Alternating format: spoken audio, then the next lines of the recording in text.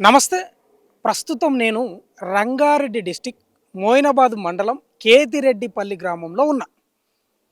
ఈ గ్రామానికి ఎందుకు రావాల్సొచ్చిందంటే, ఇక్కడ నేను నించున్న ప్రాంతం నా ఎనకనే నిన్న బుధవారం అడ్వకేట్ స్వప్నను తన సొంత అన్ననే హత్య చేసిండు.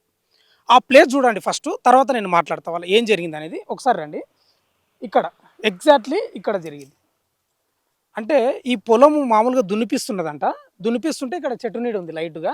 చెట్టు నీడ ఉంటే ఇక్కడ కూర్చున్నట్టదో మరి ఏదో కూర్చున్నదో లేకపోతే ఇక్కడ నీడ ఉన్నది కాబట్టి ఇక్కడ కూర్చున్నట్టున్నది.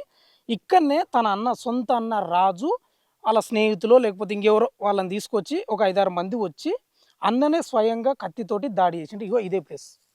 మొత్తం రక్తమంతా ఇక్కడ ఉంది. మొత్తం ఇది మీరు విజువల్‌లో చూడండి. ఇది ప్లేస్.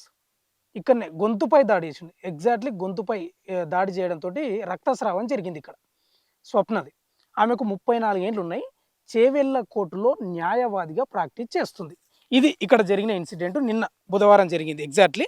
ఇక ఇప్పుడు అసలు స్టోరీకి వచ్చేద్దాం మనం. ఏం జరిగింది? ఎందుకోసం హత్య చేయబడ్డాడనేది ప్రధానంగా ఇప్పుడు నేను మీకు సవివరంగా వివరించబోతున్నా. యెస్. ఇదే గ్రామం. కేతిరెడ్డిపల్లి గ్రామానికి సంబంధించిన ఇద్దరు భార్యాభర్తలు. గొటికే శాంతయ్య, వెంకటమ్మ దంపతులిద్దరు. వాళ్లకు ముగ్గురు సంతానం. పెద్ద కూతురు, ఫస్ట్ ఏమో కూతురు, తర్వాత కొడుకు రాజు, తర్వాత స్వప్న అంటే హత్యకు గురైన. అయితే పెద్ద కూతురికి మ్యారేజ్ అయిపోయింది.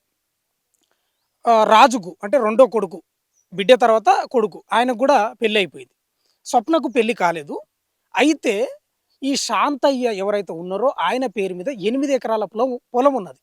ఆయన 10 ఏళ్ల క్రితం చనిపోయిండు. చనిపోయిన తర్వాత శాంతయ్య పేరు మీద ఉన్నటువంటి ఆ పొలాన్ని భార్య వెంకటమ్మ మీదకి మార్చిండ్రు.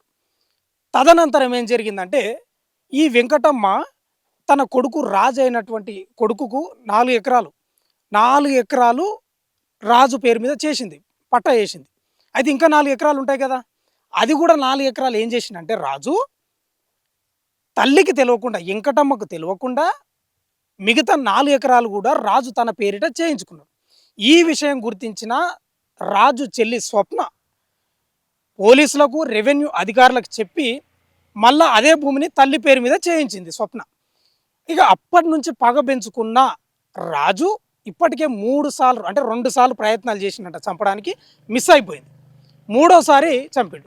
అంటే ప్రధానంగా ఏంది ఇక్కడ అంటే ఆ 4 ఎకరాలు కూడా నాకే కావాలనేది రాజు డిమాండ్.